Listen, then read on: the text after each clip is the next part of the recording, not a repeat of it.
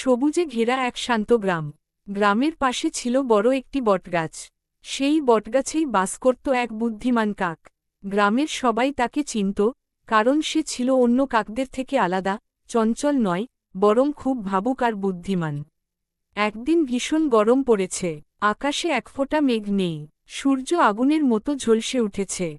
কাকটির খুব তৃষ্ণা পেয়েছে। সে এদিক ওদিক উড়ে বেড়াল জল খোঁজার জন্য।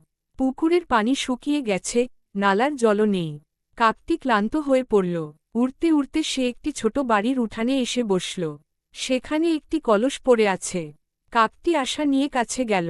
ঠোঁট ঢুকিয়ে দেখল, কলসের তলায় সামান্য একটু জল আছে। কিন্তু তার ঠোঁট এত লম্বা নয় যে সে সহজে জল পান করতে পারে। কাকটি প্রথমে খুব হতাশ হল। সে ভাবল, এত কষ্ট করে জল পেলাম, কিন্তু পান করতে পারছি না। কিন্তু সে হাল ছাড়ল না। সে চারদিকে তাকাল। উঠানের এক পাশে ছোট ছোট অনেক পাথর পড়ে আছে। কাকটির মাথায় একটি বুদ্ধি এল। সে একটি ছোট পাথর ঠোঁটে নিয়ে এসে কলসের ভেতরে ফেলল। তারপর আরেকটি, তারপর আরেকটি। প্রতিবার পাথর পড়ার সঙ্গে সঙ্গে কলসের ভেতরের জল একটু একটু করে ওপরে উঠতে লাগল। এভাবে অনেকগুলো পাথর ফেলার পর জল এতটাই ওপরে উঠে এল যে কাকটি সহজেই ঠোঁট ডুবিয়ে জল পান করতে পারল। সে তৃপ্ত হয়ে জল খেল এবং আকাশের দিকে তাকিয়ে যেন হাসল। তার বুদ্ধির জোরেই সে নিজের সমস্যার সমাধান করেছে। এই ঘটনা পাশের আমগাছে বসে থাকা আরেক কাক দেখছিল। সে অবাক হয়ে বলল, তুমি এত ধৈর্য ধরলে কিভাবে? বুদ্ধিমান কাকটি বলল, সমস্যা আসবেই, কিন্তু মাথা ঠান্ডা রেখে ভাবলে সমাধানও পাওয়া যায়। শুধু শক্তি নয়, বুদ্ধিও বড় শক্তি। কয়েকদিন পর গ্রামের এক দুষ্ট ছেলে বটগাছের নিচে জাল পেতে রাখল পাখি ধরার জন্য। অনেক পাখি সেই জালে আটকে গেল। কিন্তু সেই বুদ্ধিমান কাক জালটি দেখে সাবধান হয়ে গেল।